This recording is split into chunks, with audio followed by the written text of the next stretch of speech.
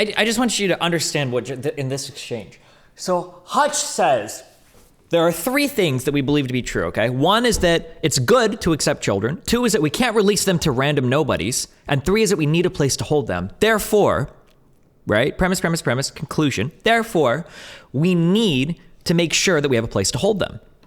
Now, that argument is valid. The conclusion logically follows. So if Mike disagrees, Mike has to attack the soundness. He has to attack one of the premises here, right? In order to say, okay, well, hold on. We don't have to accept children, or we could release them to strangers or on the streets, or we don't need a place to hold them. We could just let them run around free, right? He has to attack one of those. But instead, notice how he doesn't engage with any part of the argument and he pivots to an optics point of view, right? Notice how instead of engaging with any of those points, he says, I do not believe that using a Trump era facility in the middle. So we hit Trump era facility. So we get the first optic. It's bad because it's Trump. Middle of nowhere. Middle of nowhere. He's bringing up a negative about it that Hutch already acknowledged. Hutch already prior said, like, yeah, we should have more oversight. It's not good that these are far away from population centers. Is a good policy. And then is a good policy when Hutch already explicitly said earlier, there's not going to be a good policy. It's going to be like the best of like the bad, because it sucks when you get children that are unaccompanied, right? This is a total non-answer that is disingenuous on so many different levels. Okay, so I think there is a lot of complexity whenever you get into a discussion like about immigration policy. You know, people get caught up they get tripped up with lack of knowledge about the process. Oh no. You know, contextualizing this specific situation, it is why it's so problematic is this facility is a Trump facility. It was created by the Trump administration for the residential detention of children. Now, traditionally, we didn't do this.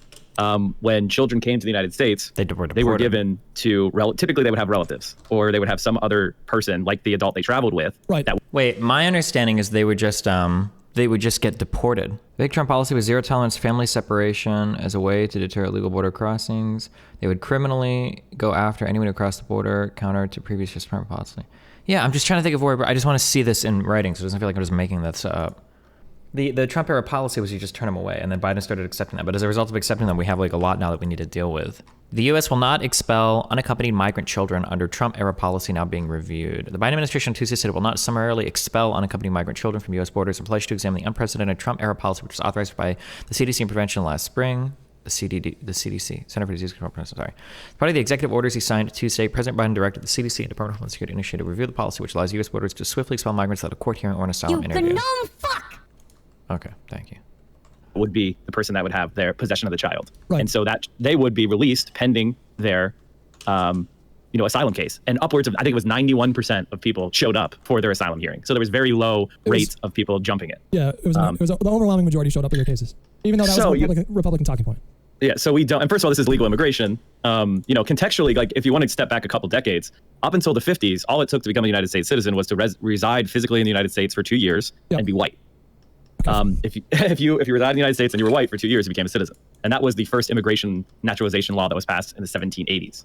And that was the law all the way up to the 50s. And, we had the Chinese Exclusion Acts and other things earlier to kind of try to prevent non-white immigration from coming to the country. Then we had quotas, people from Southern Europe, they were not considered to be, preferred. So there was quotas on that. And we had this kind of racialized immigration system that has developed since then. And the current system is a continuation of that. I was talking to the stream before you got in here. I don't know if you were in here for that spot, but I think they really ramped up tightening our southern border during the 70s. It was like shortly after. Well, it was man, I want to, so the first, man, I don't know if okay. So to explain it, there was an immigration policy from President Eisenhower. Are you familiar with this? Vaguely. It's been a while. I remember listening to a Distant Life episode on it or something. Yes. It was called Operation Racial Slur for Mexican people.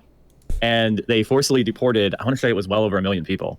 I don't want to get us, I don't want to get either one of us in trouble, but that's just the name of the fucking operation. I don't know what to say. No. Well, I think slur is fine.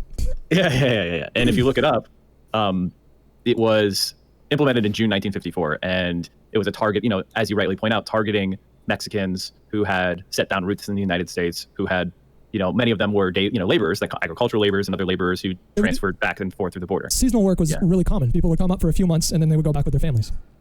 And during World War II, we had something that was known as the Bracero program, which was a migrant program during World War II to allow Mexican laborers to work in the United States with short-term contracts. Obviously World War II, labor shortage, the United States drew on Mexican labor to help fill those gaps. And so there was a long, and that the Mexican-American border had always been porous, going back to when we stole half their country in the Mexican-American War, or when the Texas Rebellion, where slavers came into a territory that was a free state, white settlers brought their slaves and then revolted against their government for Texas independence. Like, we had a long history of illegal white immigration into Mexico, and then later, Robert, Vinny, thank you for subbing. Thing to being a white name is being a blue name. The United States.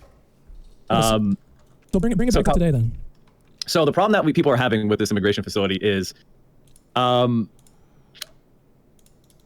we are now. See, back in 2014, I remember this there was a program of unaccompanied. There was a large surge of unaccompanied minors. Yeah. And they were coming to the United States from Central America. There's a number of countries who we had, and the Obama administration contributed to the. I don't know how to say this.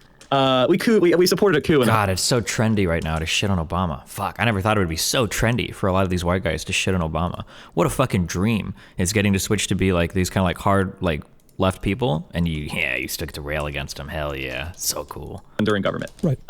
And that resulted in a far right government that was a narco trafficking, basically corrupted with narco traffickers to take over the government, and it completely destroyed the stability of Honduras. So MS-13 narco trafficking gangs exploded, and that resulted in a large number of refugees and people like saying, hey, I don't want to be out on the street and get extorted, raped, attacked, murdered, have my young child being forced to join a violent gang, right? So they decided, we should probably try to, make it somewhere safe. And America is, a lot of poor people around the world think of America as a country you can go to and, develop. So that resulted in a large number of children who were just sent here with no accompaniment. And that was a difficult problem of what do you do with a child that just shows up in a country? There's no good answers. There's only least bad answers. In my mind, at least, unless you have some sort of an alternative. But I don't know if we can get into that a little bit later because it sounds like you're still setting something up here. So I think this is a situation where the United States helped create an environment where there's now these like large groups of unaccompanied children, and they're coming here with obviously a legally recognizable reason to be here. Fear for their lives. Yeah, an asylum claim, exactly. And the reason why this specific facility is getting so much negative attention is because it is everything that Biden said he was against. It is a for-profit Trump facility for the purpose of keeping children in residential detention. I thought it was a nonprofit. It might be for-profit. Hold on. The detention centers overseen by ICE are reserved. Okay, Carrizo Springs is run by a nonprofit, BCFS Health and Human Services, a government contractor of the Office of Refugee. Okay, that's not true. Sorry. This one is run by a nonprofit. Is what I read in the Washington Post article. Okay. Is that true? Okay, so Mike didn't actually read the article that he came on to debate about.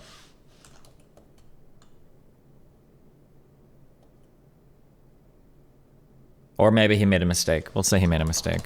Maybe he's mixing it up with another facility. I'm sorry, I really just hate Mike. All right. I know that when he passed his ban, that might be possible. Let me just make sure I don't want to say anything that's wrong. Let me try to find it in the actual. Okay, so the detention centers overseen by ICE are reserved for adults or families and are often run by private prison companies. Carrizo Springs is run by the nonprofit BCFS Health and Human Services, a government contractor for the Office of Refugee Resettlement. You're right. There are other facilities that are for profit. Yeah. Biden put out a executive order being against for-profit prisons, and then he drew in a huge exception for HHS, yes, yeah. for this. And it's like, wait a minute. I thought we were going to have a clean break from, the Trumpian, for-profit facility. And this one may be although this one was developed during Trump.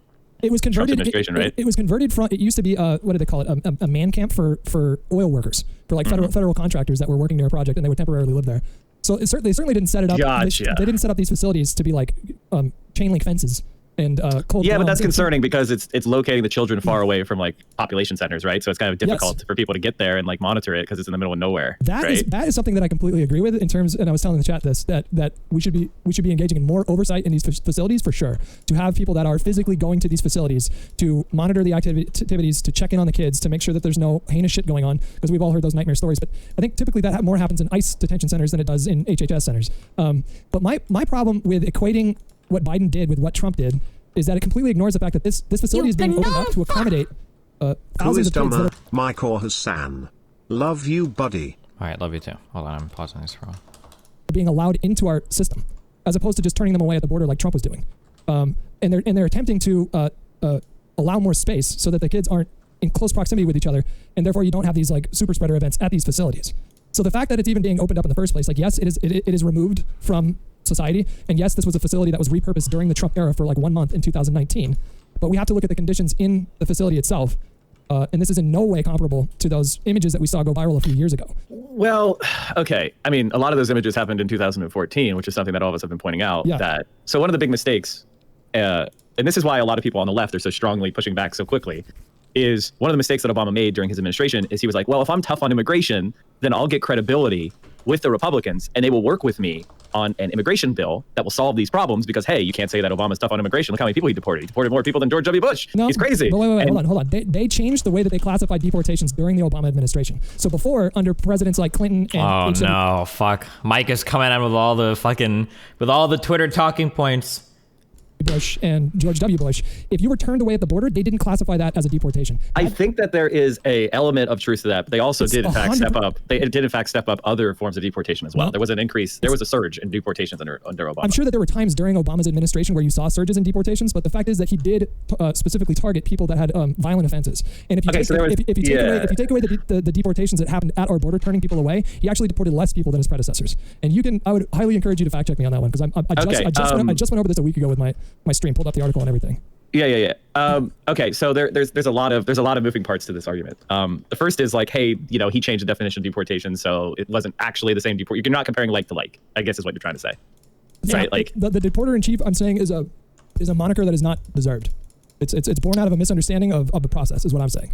I'm not defending every part of Obama's immigration failures because clearly many of those facilities and infrastructure that we had set up in place was not built to withstand the sort of surges that we saw at our border, and they didn't act quickly enough.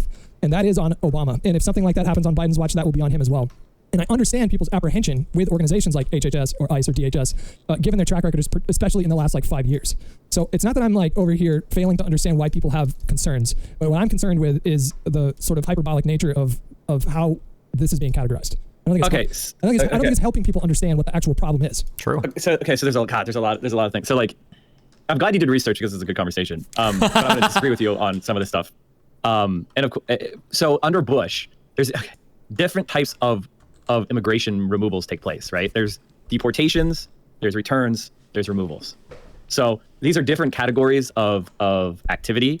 You could say that. So if under Obama, they did a lot more. They did a lot more removals than they did under the Bush administration. Can you explain the difference between a removal and a return and a deportation? I don't know the difference there. Okay. So they narrowed their focus to recent arrivals, so people that had just recently crossed the border, and people who had criminal records, right? So that was the strategy that Obama took place, and he went away from the stuff that Bush had been doing, like focusing on workplace enforcement. Right. So Bush would go around and be like, oh, okay, these people are working illegally in the United States, and they would have an enforcement action, right? Yeah. Whereas Obama was spending more effort on the other. Let me find I found something for you. Removal is the compulsory movement of a non-citizen out of the United States based on a formal order of removal. And a return is the movement of a non-citizen out of the United States based on a permission to withdraw their application for admission at the border, an order of voluntary departure. So, in other words, Obama did more removals, which is basically compulsory, and Bush and Clinton did a lot more removals or returns. Excuse me. So there was a lot more people were allowed to leave without being ordered to than under Obama, who got them formally ordered to leave. Okay. So the total number of people who left under Bush, from both of those combined, is greater, but the force of the removal, the legal jeopardy that was attached to the removal, was higher under Obama. So Obama was harsher to the people that left than Bush was, even though there was more people, as you rightly pointed out, that left under Bush after interacting with the government. Okay. And so that's why people were so bitter, because when you get a formal removal order, you're pretty much never going to be allowed to come back into the United States. Okay. That's really bad for you. Yeah. So that's where the deporter-in-chief stuff comes from. And then I'm glad you did the research, because you're right. Obviously, more people, actually significantly more people left under Bush than under Obama. However, significantly more people were treated harshly by Obama. That's why there's Is that necessarily a bad thing if the people Obama was targeting were like violent offenders though? Should they not be treated more harshly? Perhaps, maybe. The distinction, and I think it's important that everybody understand why there's so much bitterness with Obama from immigration rights activists, because they see that. And those are necessary forces. These activists and advocates and lawyers, we need them on the ground, pushing these administrations left and holding them accountable. So I don't have a problem. It's totally expected that these advocates would come out in opposition to reopening a facility like that. I get that, and I don't begrudge them for that whatsoever. I guess my question is, what is the leftist solution to this immigration crisis right now? I appreciate you asking me to speak for all of leftists, and I have the ego to do it, so this is good. What I would say is, I am definitely much more of an advocate for basically very open borders, in the sense that if somebody wants to come here and they want to start a life here, it's much preferable to allow them to do so to the maximum extent possible, and then to incorporate them into our society, formalize their existence, have them pay taxes, and then after a certain period, then they can apply for citizenship and have it be done relatively quickly. That was the immigration policy that we had in this country for the longest of time. And I think there's a lot of fear of people of like, wow, if we do that, then it's just going to flood in here uncontrollably, and it's going to be, we're going to have millions of people pouring into the country. And I actually just don't think that's well-founded fear based on like what's going on right now. Like immigration is going down right now, even though like, well, it's spiking now. It's going up now. There is a small spike of it going back to like sanity, which people were actually net negative from the United States to Mexico under Trump. Well, it's pretty logical, right? Like, because if you're a citizen of a Central American country that you want to get out of, or Mexico or something like that, or South American country, and word travels in your country that a new president has been inaugurated who is much less tough on immigration, it logically follows that you would see a spike in. I mean, yeah, more people who want to try to come. Yeah, right. So, but here's the thing. So there's a fear, and in this country we had wide open immigration policy for a very, very long time. Yeah. And so the fear was racially based. Once the type of immigrant that was coming to the United States was not white, then the fear mongering was acceptable. And is this true? We had wide open immigration policy for the longest time. I thought that wasn't true. I remember with my debate from Fuentes that we did a bit of research about. So in the 1965 Hart-Celler Immigration Act, they radically expanded the definition of like who was allowed to get into the United States easily to include people like family members. And then that's when you started to see the composition of American immigrants change so heavily. I thought, am I wrong when I say that? I thought that the Hart-Celler Act is what opened up immigration so much to, we could say like Mexicans or stuff like that.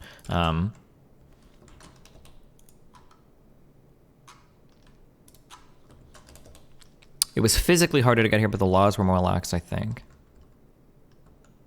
In the 1800s, it was more lax. Oh, okay, maybe if he's talking like old, sure.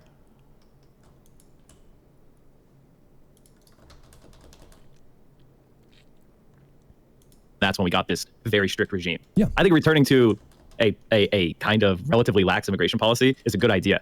And honestly, that's the strength. During the 19th century, there was hardly any immigration force. Oh, sure, okay, yeah, that might be true back then, sure. That America has. Quite frankly, we brain drain the rest of the world. People get to come here with like an adult moving here is a gain for us because we didn't have to educate a child. So brain drain is something that I tried to research, but there is no consensus on whether brain drain is actually a real thing or not.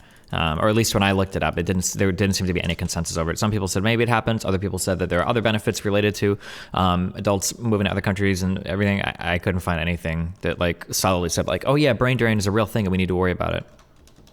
Child. We didn't have to raise a child. We didn't have to, so they come here as a working age adult. That's pure profit for the United States. They're getting somebody who is coming here to do a job, and we didn't have to pay to develop that personal capital of that human being that's working for us. Immigration is a positive for our country. Right.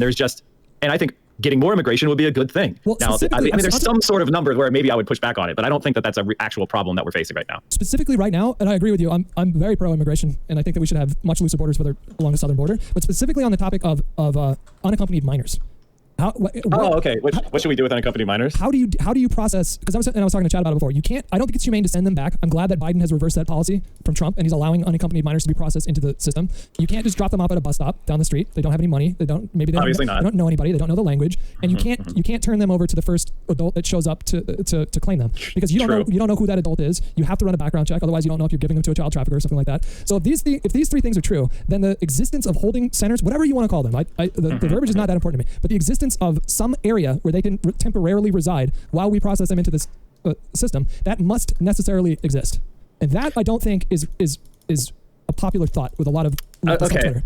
Okay. So obviously a discussion of a retweet or a tweet, even of the smartest person, is not going to be their highest level thinking. But what I will say is I do not believe that using a Trump area facility in the middle of nowhere is a good policy away from the eyes of immigration advocates, of the community, of journalists. That seems to be a bad policy. Okay, fuck. I'm analyzing these conversations so differently now, right? So I just want you to understand what in this exchange. So Hutch says there are three things that we believe to be true, okay? One is that it's good to accept children. Two is that we can't release them to random nobodies. And three is that we need a place to hold them. Therefore, right? Premise, conclusion. Therefore, we need to make sure that we have a place to hold them. Now, That argument is valid. The conclusion logically follows. So if Mike disagrees, Mike has to attack the soundness. He has to attack one of the premises here, right? In order to say, okay, well, hold on. We don't have to accept children, or we could release them to strangers or on the streets, or we don't need a place to hold them. We could just let them run around free, right? He has to attack with us. But instead, notice how he doesn't engage with any part of the argument and he pivots to an optics point of view, right? Notice how instead of engaging with any of those points, he says, I do not believe the discussion of a retweet or a tweet, even of the smartest person, is not going to be their highest level thinking. But what I will say is, I do not believe that using a Trump era facility in the So we hit Trump era facility. So we get the first optic. It's bad because it's Trump. middle of nowhere. Middle of nowhere. He's bringing up a negative about it that Hutch already acknowledged. Hutch already prior said, like, yeah, we should have more oversight. It's not good that these are far away from population centers. Is a good policy. And then is a good policy when Hutch already explicitly said earlier, there's not going to be a good policy. It's going to be like the best of like the bad, because it sucks when you get children that are unaccompanied, right? This is a total non-answer that is disingenuous on so many different levels. This is why people like Mike have no business talking about anything related to fucking politics or discussing it with other people, right? This is such an unbelievably fucking dishonest response to what Hutch says, right? The first point about Trump is optics. The other two points are negatives that Hutch has already acknowledged, and he hasn't engaged whatsoever with the actual argument that Hutch so clearly laid out before this. It's disgusting. What the fuck?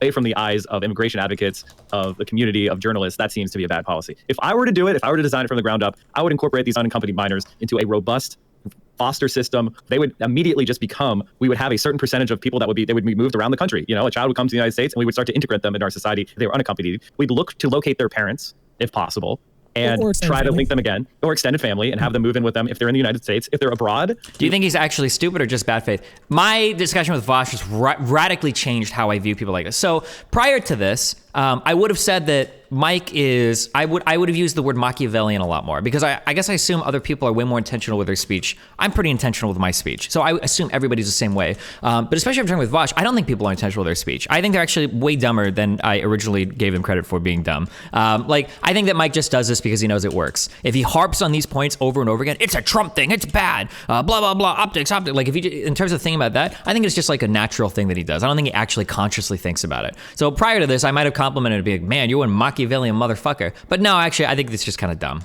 Honest to God, I think that's...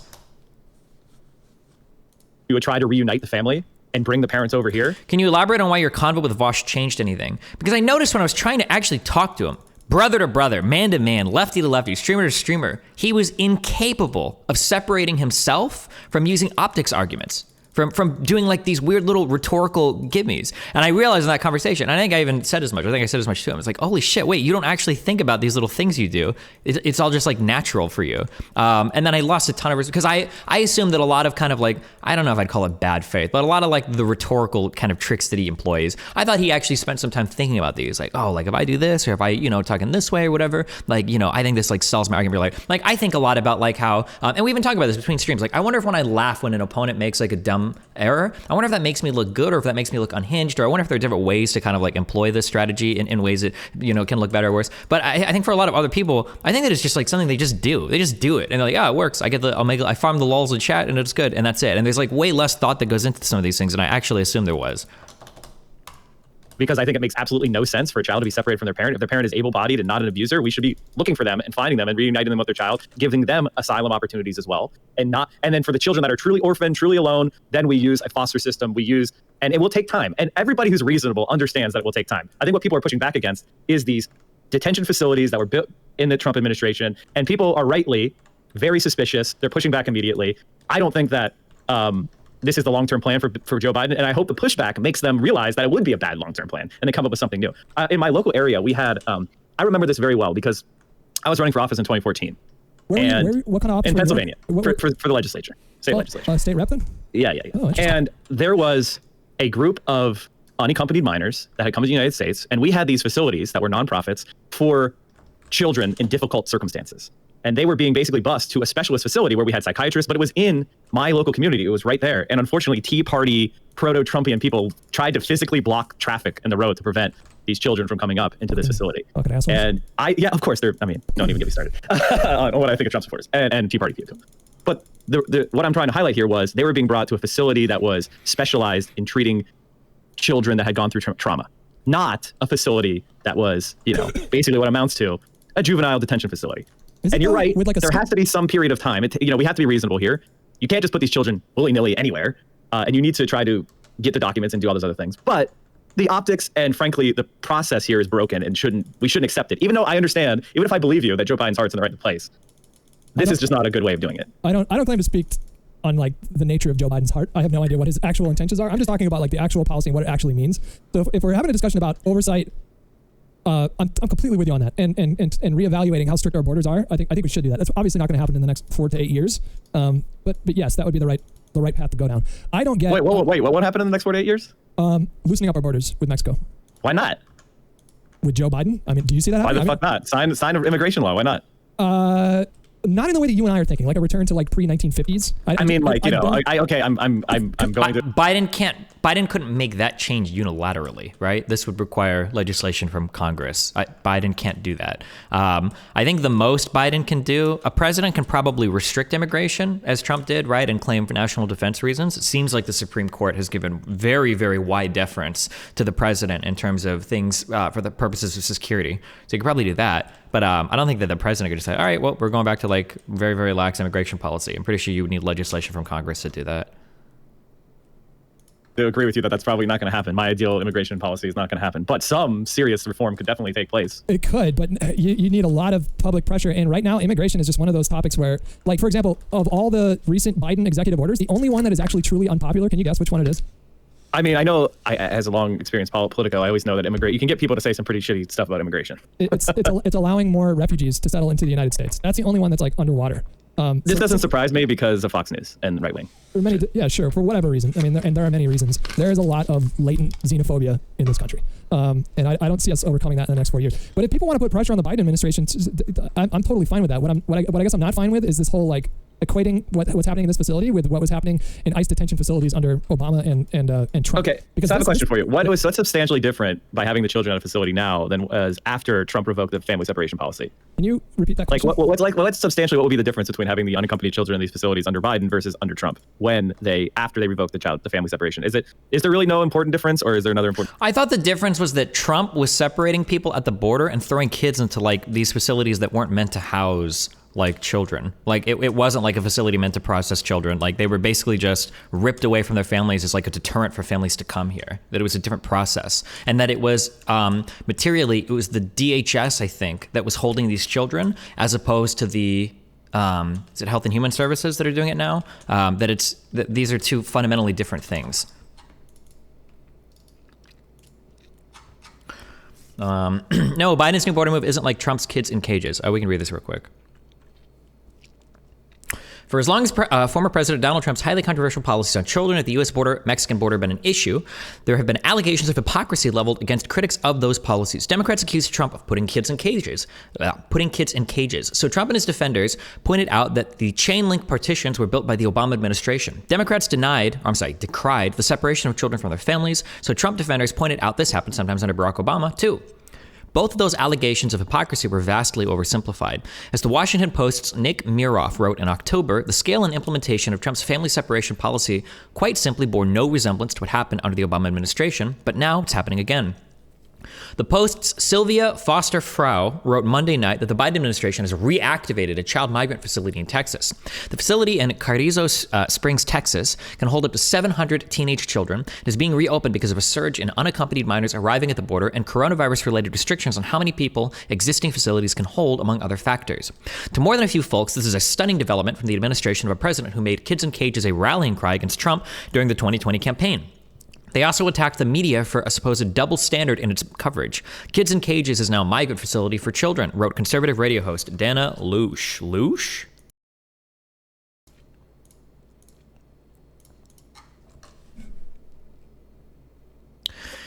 An advisor to Senator Ted Cruz, Omri Kieran echoed the sentiment, liberal hacks. An advisor to Trump, Steve Cortez, also suggested that the media was no longer calling cages cages now that Biden is in office. Town Hall and Fox News both attacked the coverage for allegedly taking it easy on Biden. The first thing to note is that the Post coverage didn't exactly hail this as a good thing. It quotes immigrant rights activists criticizing the development. One called it a huge step backwards, while an activist who had protested at the facility warned about what might result from the reopening. But even that activist pointed to the fact that this isn't really kids in cages. Rosie Abu-Rabara said she worried that Biden won't make the situation better than it has been in the past at Carrizo, but added that I consoled myself with the fact that it was considered Cadillac of migrant child centers. And here's the biggest point. Trump's policy on children at the borders wasn't controversial merely because it resulted in children being held at the border, which is a long-standing reality and is what will happen at this facility. It was controversial because it forced children to be separated from their parents, given its hardline policy requiring that the parents be held and not released into the country, and given that children can't be held with their parents. This, in effect, made for more children, often very young, that needed to be held alone, about 3,000 in total, beyond the unaccompanied minors who are often older who arrive. It was also controversial in large part because of some of the conditions in which many of the children were being held, often in large groups behind chain link fences at Border Patrol stations.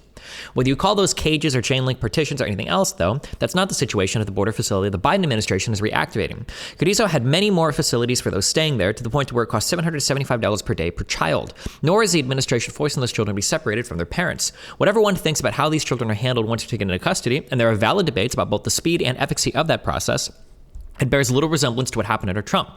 They are not being held behind chain link fences at a Border Patrol station because of a policy that requires them to be separated from their parents. Many children arrive at the border as unaccompanied minors, leading to difficult decisions about what to do with them. Many are seeking to be united with family members already in the United States, but some aren't, and they can't be released without an adult sponsor taking them into custody.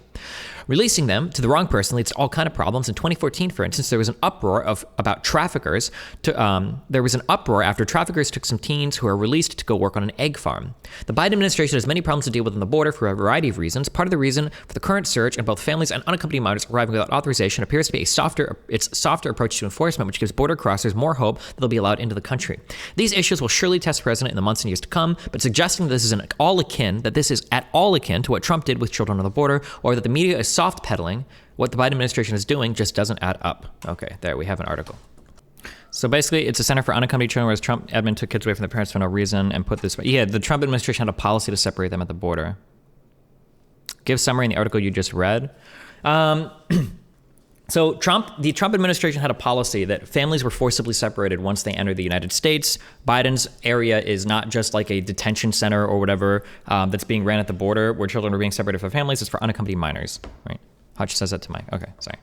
Difference, like the processing. I don't know if there would be a big difference. I mean, the big difference here is that Trump didn't allow unaccompanied minors to stay. That was his policy. I don't know when it comes to the family separation policy how so many kids ended up in the foster care system, but that was their stated policy, was just to turn these kids away. But the point I'm trying to make is that I don't necessarily see a meaningful difference, but there doesn't need to be a meaningful difference because I'm not opposed to the idea of holding kids in facilities until they're processed into our system. Okay, so the kids in cages thing, we're not. What you're saying is that we were not actually serious about the kids in cages as a critique. Fuck! How is he so stupid? How can he not engage with Hutch's points at all? I truly can't tell. If this is like a first or second, oh God, what are they called? Standard deviation. If this is like a first or second deviation below like what normal human brains are capable of processing, how can he not, how is he not understanding like what?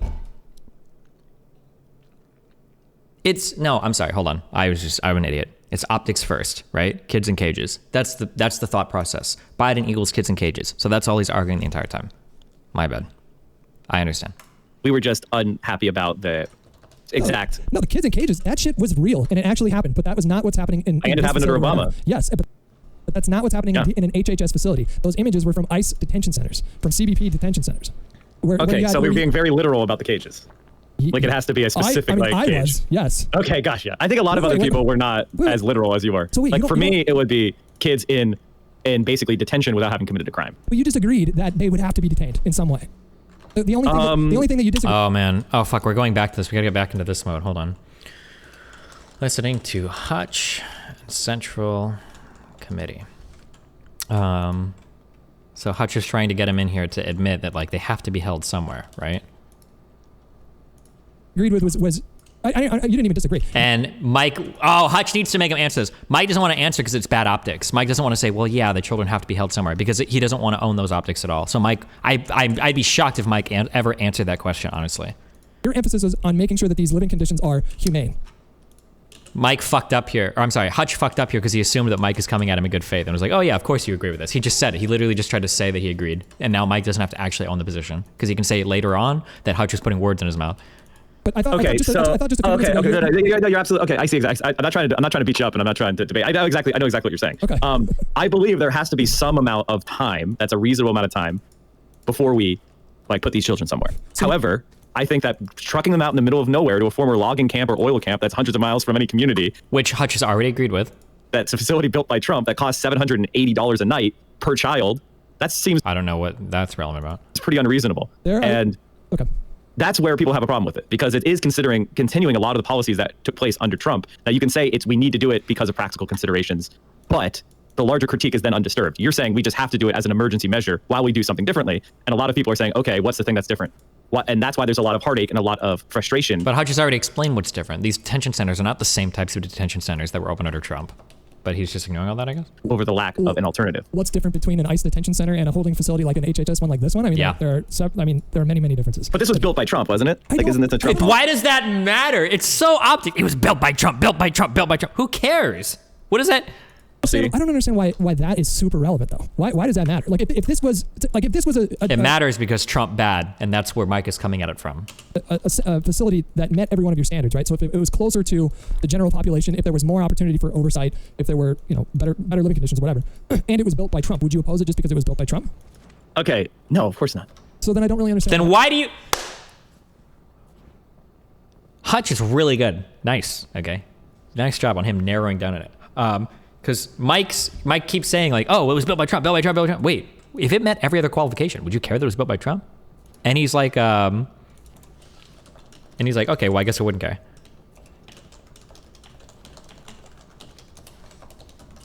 That is like super. So you do say, okay, so all right, so a lot of people, especially in the immigrants' rights community, when people were protesting kids in cages, they thought they were protesting children being held in government detention for extended periods of time. Well, other people literally just meant cages. Well, they didn't mean long-term government detention. And now Mike is doing this weird diversion. Oh my God. Hold on one second.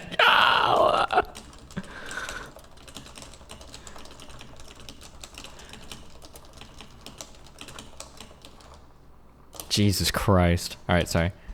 Cages thing. That is just, in my mind, when I think of that, what really kicked that off was the family separation policy. That's what kicked that off. Yes. It was after the policy was announced and enacted that all those images went viral, and all of a sudden a lot of people who had no fucking clue, including myself, I mean, I was largely unaware of a lot of the processes when it comes to immigration, but that is what raised awareness to the larger humanitarian crisis that's been going on under our border for quite some time. But it kicked off in earnest after the family separation policy was announced. That's why people were protesting. It's just the imagery of the actual detention centers was a lot of what was driving the emotions behind that, and rightfully so. Sure. Because also, yeah, Mike doesn't know this though, because the only thing Mike looked at were images on Twitter. ICE agents taunting the children as they cried.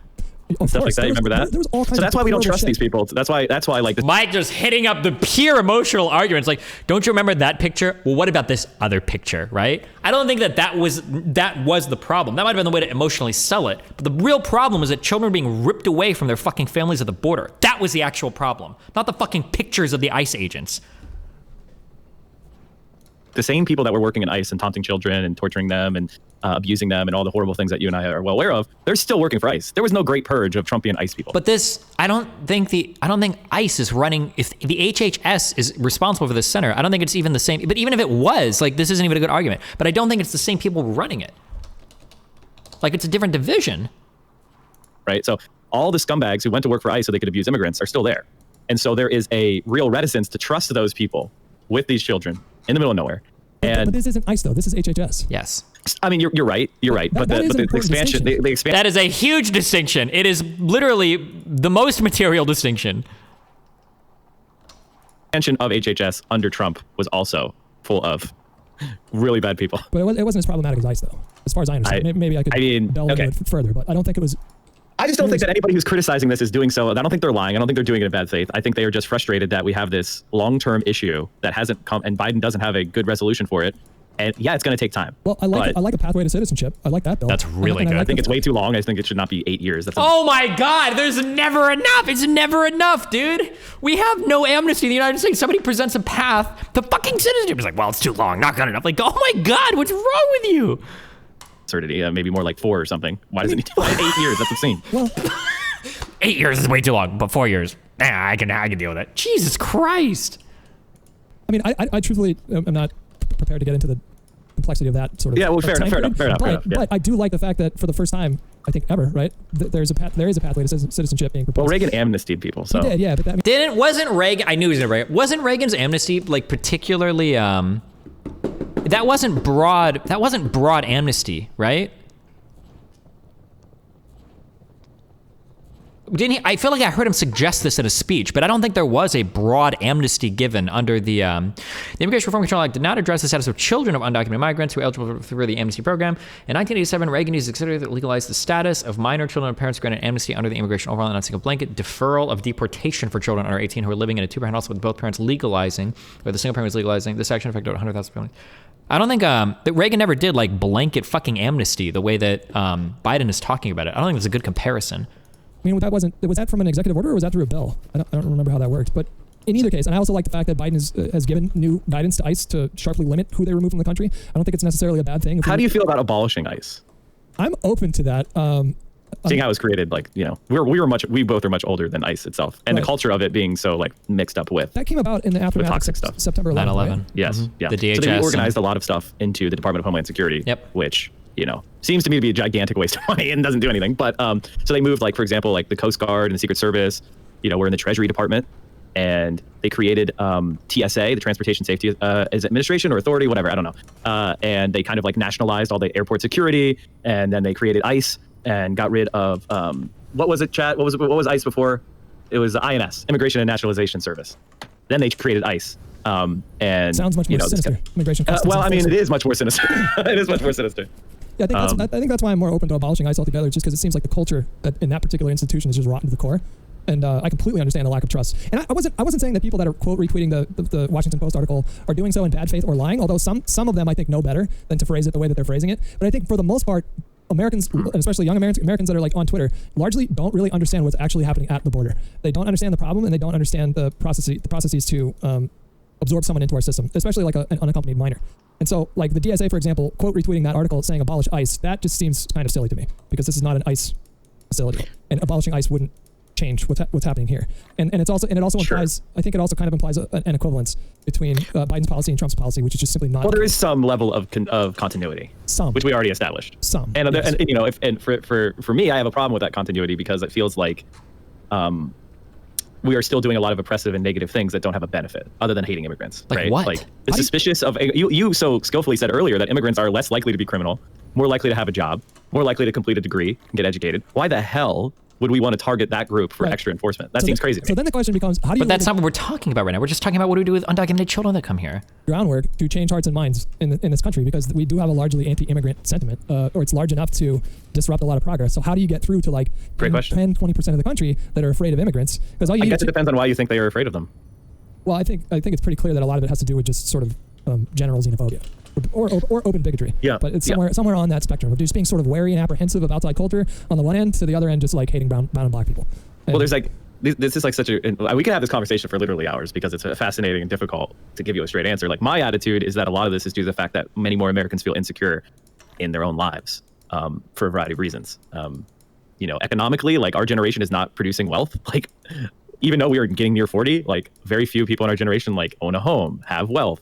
You know, a lot of people have delayed having children 10 plus years because of a lack of economic opportunity. I don't believe it's economic opportunity. I believe that a lot of these issues tie back to feminism. I think that's a two-sided sword. And I think a lot of people don't want to honestly engage with that idea because it's scary too. A lot of the since I'm a Pennsylvanian, which is a Rust Belt area, and we have a lot of what you would call economic insecurity. Okay.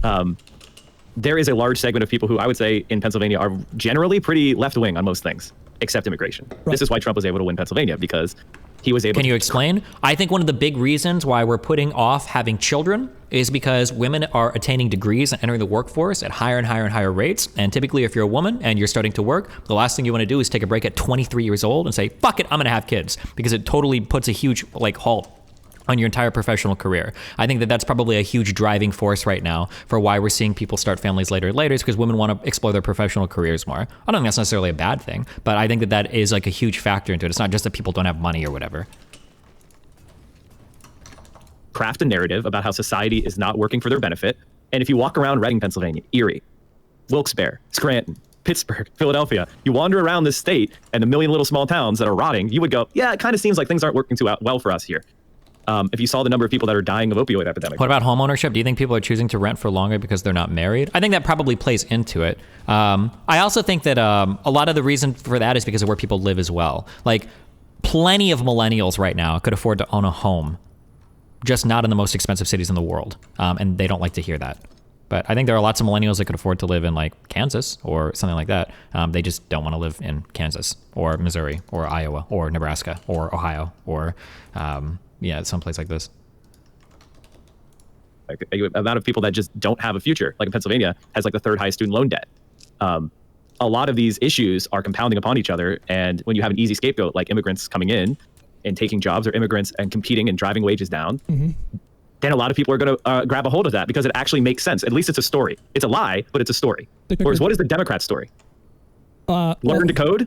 Well, hopefully it would be more than that. So like Biden, for example, with his green energy plan would create millions of jobs. Absolutely. I hope he does. I hope he's ready to repeal the filibuster, because unless we are able to pass it, it means shit. You and I both know he can't unilaterally repeal the filibuster. And he can't, but the Democrats can. Kristen Sinema just came out today and doubled down on her opposition to getting rid of the filibuster. So I have no faith that, So what you're saying is that Manchin and Sinema are not going to do it. So then, then we're not doing it then. Well, what the pains of democracy. God, I'm so mad that I can't just fucking authoritarian pass every fucking agenda that I want to. It's so bullshit that other people voted for different fucking politicians. If you want to pass shit, then you need to get the people elected to do it, okay? Fuck you for suggesting we need to change up processes because you don't have the popular support for your ideas. Unless you want to come out and be a base authoritarian and say, you know what? Fuck democracy. We're going to do things our way or the guillotine way. In that case, go for it, you know? But don't sit here and pretend that you're fucking democratic or whatever and then cry about things like the filibuster or some process that exists you don't like because you don't have the popular support to pass something. That's exactly what I'm saying. I'm not saying that that's like a good thing, but it's an unavoidable reality. I don't know if I think Manchin isn't. I think they're both pretty opposed, but I know that Sinema came out today and doubled down.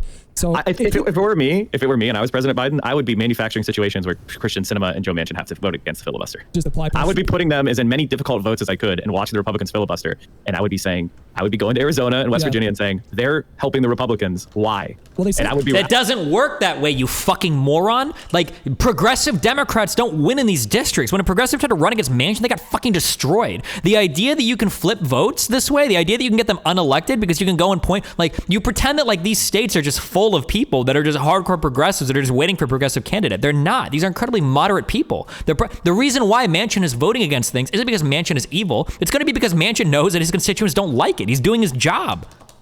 Rallying every left-wing or Democrat-leading organization in those states to be pressuring the ever-loving shit out of these people. Now, maybe it would fail, but it would be, just sitting back and going, well, I guess we got the filibuster and washing your hands of it seems like pretty bad leadership to me. Well, that could be a risky proposition, too, because if you go into West Virginia and put a bunch of political pressure on Manchin, and Kamala actually did that recently when it came to the minimum wage. That was a great idea. I applaud her for doing that. That surprised me. But if you do that, you run the risk of making Manchin unpopular in his own state. And this is a state that Trump won by, I think, like 38 points or something like that. So if you're not careful enough, if you're not calculated enough, you could just end up in a situation where you have a Republican taking that seat, and then they get the majority, which I would rather have. Like, I don't want Joe Manchin in my caucus or the Democratic caucus. I wish he wasn't there. But do I wish that a Republican took his spot? Absolutely. Well, what's the argument for Christian Sinema? Because that's a state where it's going blue. There's another senator, Mark Kelly, who's just elected, and I don't hear a peep from him. Seems like there isn't a political Manchin. I can see the argument. Yeah. For her, what's the argument? Well, there's no argument. She's just being intransigent for what reason? And that's the question. Well, there's no indication right now that Biden is willing to take on that fight to get rid of the filibuster. And I guess the best thing that I can see happening over the next year is a series of legislative failures that lead to a pressure campaign to actually go through with it. But then you're running into the midterms. That's what I'm scared of. Exactly. This is what I'm scared of. Is it's the person. Here's what you should be doing. Okay, if you had balls, if you were brave and you were actually like based about being committed to your opinion, instead of trying to bully moderate Democrats, go take more seats from Republicans, okay? If you really want to make some change, go take some seats from some fucking Republicans so that we have a real majority in the Senate, not a 50 fucking vote majority where we're relying on the vice president to be the fucking tiebreaker. If you really want to be based, go do that. The person who's blamed for where the country is the president. And this like high level, like, oh, we got filibustered. No one cares. No one gives a shit about what the filibuster is. When Republicans got rid of the filibuster for Supreme Court nominees, nobody cared. When the Democrats got rid of the filibuster for lower court justices and appointments, nobody fucking cares. Well, the filibuster is not in the Constitution. The filibuster is just a rule that was made up, and it's mostly been used to block progress. Occasionally, Democrats have successfully used it to filibuster bad things, but for the most part, that's not really what it's used for. It's used to block progressive I change. don't think you're quite right about them nuking the filibuster for the Supreme Court nominations. Like, look at the Kavanaugh hearing. That caused a shitstorm in this country. There are demonstrations all over the country. And I think there's a unique opportunity now, because I do believe that substantially more people in this country are at least somewhat engaged with politics, when 5 years ago they were not. So I just don't think there's anybody who would go, I was going to vote for the Democrats, and then they got rid of the filibuster and spent $4 trillion on infrastructure, and and they passed a $50 minimum wage, and they did all this stuff that I really like, but they did it by getting rid of the filibuster, so I'm voting for the Republican now. I don't think that person is a thing. I think the Voting Rights Act would be the best vehicle for this. Because that's Hutch, you and I am like more pro-Biden than a lot of lefties, or at least I'm more willing to give them, rope to hang themselves with, because I see so many policies that are important that we could do. Yeah. But we've got to do them. Yeah, and I hope he does. I don't have a lot of faith that he does, and that has me a little bit worried. But I think the Voting Rights Act one would be so important, and that would be so universally popular. And so if you put legislation on the table like that, and then Kristen Sinema is almost single-handedly preventing that piece of legislation from going through and completely changing the nature of the way that we do elections in this country moving forward, I think she would have a really hard time justifying that. So if I was Biden and I was interested in getting rid of the filibuster, and it's not even clear that he is, like, he's been very laissez-faire about congressional matters. Like, whenever congressional issues come up, gross. Jen Psaki's always like, well, you have to talk to Congress. That's a function of Congress. They got to do their thing. So I am a little disappointed that he's not taking more of a leadership role in this spot, that he's not pushing Congress to move faster on the COVID relief stuff. There are definitely things that he's no LBJ. He's no Lincoln. He's no FDR. No, that's for sure. No, but I'm more interested, instead of personalities, I'm more interested in outcomes, and there are some potentially really good outcomes that could arise as a result of this administration. But so I think you've rightly highlighted that these two centrist senators are a major problem in the caucus, and to me, there are a number of solutions to this. DC statehood. Other, whatever it takes to get, hey, the John Lewis Voting Rights Advancement Act is an absolutely incredible piece of legislation. It's great reforms, banning gerrymandering, banning, having universal vote by mail, universal early voting, grassroots federal funds match for small dollar donations of 6x. So if I gave a small dollar donation of $100, the campaign I'm supporting would get $600 federal dollars as well. So there's all sorts of really great things that are in there that would fundamentally change American politics, and it would help the Democrats win. They're drawing the maps this year. They've got to pass this thing to prevent gerrymandering now. I don't want to wait to have, because for example, in Wisconsin, the Democrats right now in the state legislature could win the statewide vote by 10 points. And because of how the gerrymandering is in Wisconsin, they would still not be in the majority. Right. Yeah. That is an absurdity. And they're going to make that the law of the land in as many states as they can. To gerrymander the fuck. I think the Voting Rights Act is arguably the most important piece of legislation being discussed right now. And there's tons of important legislation being discussed right now. It's not like there's not like 5 or 6 key issues that require attention right now. But you can't. I'm pretty optimistic about the $50 minimum wage. I just think Bernie's arguments. I mean, the parliamentarian would have to be a total hack to not agree. We're gonna get that decision this week, right? Yeah, it should be tomorrow. Is tomorrow Wednesday? Yeah, it should be tomorrow or Thursday. Yeah. I think it's supposed to be tomorrow. He seems optimistic. Biden didn't seem optimistic last week, and that was another thing that people fucking really took out. Well, that was very annoying because it felt like he was signaling to the parliamentarian that it was okay. You know what I mean? Like, hey, parliamentarian, if you rule that it's not, okay to be under the bird rule, that would make sense, and that seems to be like a dumb thing to do, right? Maybe. You might be right about that. So that's why people were pissed about it. I don't know how I feel about gerrymandering anymore. Fuck me. This is something that I talked to a little bit. The 2 big beliefs that I had challenged recently, one in which I was just straight up wrong. I was under the assumption that if we did mail-in voting for everybody, that it would just de facto benefit Democrats, because like getting more people voting is generally more democratic, and the more people that vote, the more it'll benefit Democrats, because it seems like voter suppression is a big Republican tactic. And that actually seems to not be the case at all. Mail-in voting doesn't seem to favor one particular party over another, based on the New York Times article that I read, based on what Aiton, that's how you pronounce it, right? Based on what Aiton said,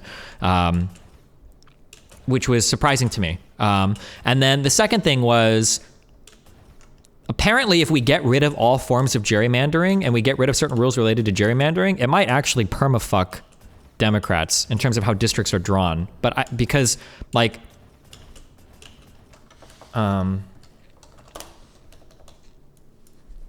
if you have like a city that's very blue and then the rest of the state is like very red, if we were to get rid of all forms of kind of gerrymandering and just draw out districts naturally as they occur, like you'd basically get, in terms of like your Democratic representation, you'd be fucked. The Republicans have, because Democrats are so highly concentrated in areas, the population is like fucking 85% liberals, and you're fucked there if you draw those districts for Democrats. And then Republicans that have like these slimmer majorities out in rural areas and all these other areas, Republicans would just overwhelmingly start to control these legislatures, which is an interesting thing that Aiton brought up to me that I didn't really consider much before.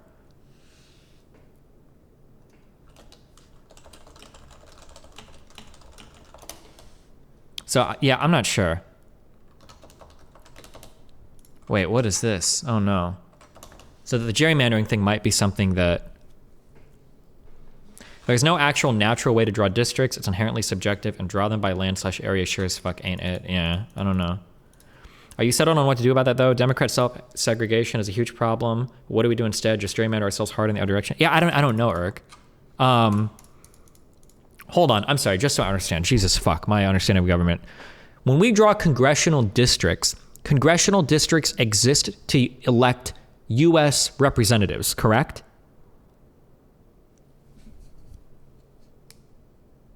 Yes. Okay. Just making sure I don't have that fucked up somehow. All right. As many of you are well aware, Democrats won the popular vote for the U.S. House of Representatives in this year's election, but thanks to gerrymandering, only won 201 seats. Unfortunately for Democrats, Republican gerrymanders weren't the only reason for this, just the most important one. In many states, Democrats drew a suboptimal map or experienced key recruiting failures and must share in the blame. Ground zero for Democratic self-sabotage was Arkansas. Arkansas Democrats, until this year's election, had held the state legislature since Reconstruction, and along with our hold of the governor office, maintained total control over both congressional and legislative redistricting, I should say. Eager to retain the legislature, state Dems drew an aggressive gerrymander of each chamber, which certainly helped minimize some of their losses there that year. With the congressional map, though, Democrats foolishly tried to keep both of the 2 seats lost in 2010 winnable, as the previous decade's map had done. Then, 6th-term 4th District Representative Mike Ross retired after the map was drawn, depriving Democrats of his incumbency and leaving them scrambling for a replacement candidate. The result is that instead of 3 seats, they now hold 0 of the state's 4 districts. How can Arkansas Democrats have drawn a better map? What makes the map they drew a dummy mander? Let's see how. Following the census, Arkansas stayed at 4 districts and merely had to accommodate population disparities between the districts. The 2nd district and heavily Republican 3rd had to shed population, while the 1st and 4th district needed to gain it. Thus, Dems moved the first 0.7% to the left by having it grab a few small Delta counties. The 2nd shed Yale County to otherwise stand pat. The 4th, having to gain the most population, added heavily conservative parts of the Ozarks in the northwest of the state, shifting about 1.5% towards Republicans. The result is, when looking at the partisanship of the districts below the presidential level, we were left with this. So these are the 4 districts. These are the demographic makeups. These are how they voted. These are the political leanings.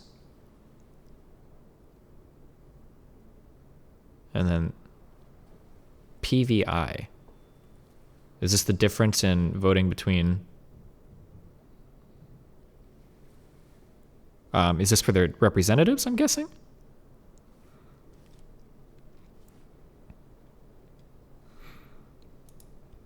PVI is the lean of the district. Yeah, okay. Partisan voting index. Okay. Note, the partisan average consists of all D versus R statewide races below president since 2006. I did this to be able to make an apples-to-apples comparison between the districts, so the races are all the same. Additionally, the average is calculated without county splits, so the 3rd and 4th might be marginally different by the presidential numbers, but the presidential numbers are accurate. All population figures are voting age population only, and all partisan numbers are 2-party share only. As you can see, all 3 of the 1st, 2nd, and 4th are more Democratic than the state, while the 3rd is quite clearly packed. However, none of the districts is significantly more Democratic than the state at large, and Romney won all of them comfortably. With Representative Ross retiring, Democrats running 3 weak, underfunded candidates, Republicans are able to win every district. The art of the dummy mander. What exactly is a dummy mander? Well, it's gerrymander that, instead of benefiting the party that drew it, compared to a nonpartisan map, actually hurts the party compared to the same baseline and results of the party winning a much lower number of seats than expected. This happened famously with the 1992 Georgia Dem gerrymander that turned a 91R advantage, 9 Democrat, 1 Republican advantage in 1991 into a 3 Democrat, 8 Republican deficit by 2001. With that in mind, the next step then is to determine what a nonpartisan map of the state might look like. The criteria I had in mind were similar to that with the California Citizens Commission drawn map that valued compactness and communities of interest and ignored partisanship. Clearly, this is a subjective exercise and there are multiple ways to draw this map, but here is one version I feel is quite realistic that a court of commission might draw. Arkansas's regions pretty neatly fit into 4 districts, with the Delta comprising the 1st, Little Rock area 2nd, Ozarks 3rd, South Arkansas the 4th. According to the actual map, there's a clear Democratic district the 1st. Compared to the real map, the 1st part, okay, that's just, 3rd district, 4th, okay. Thus, by drawing the map the way they did, Democrats actually received 1 seat less than if they would have drawn a nonpartisan map, making theirs a dummy mander. The map Democrats should have drawn. With their poor performance at winning 3 of 4 seats in 2010 and 2012 in mind, I said to draw a strong 2D 2R map that Democrats could and should have drawn. With Mike Ross retiring, the 4th district needed to be shored up in a way that didn't entice Tim Griffin into running there. This was a bit tricky since some of the most Democratic parts of the state in Little Rock were in the 2nd. Next, I aimed to defeat Rick Crawford in the 1st. Finally, since I was using county level data in Arkansas to historically not split counties during redistricting, make sure all my districts were within plus or minus 1%. Under this map, the 1st gets 2.6%. Now that Democrats lost state legislatures following the 2012 elections, passing map like this would be impossible. However, it seems abundantly clear that without any help from Republicans, Arkansas Democrats cost the party 2 congressional seats. Interesting. Okay. Remember to hit that like and subscribe, and don't forget the notification bell so that my videos show up right in your feed. I've tried manga, honestly, in the past. I've made like a big effort, but like, I thought the Death Note manga was okay. I've read like a few like, I think Spider-Man and Superman manga were okay.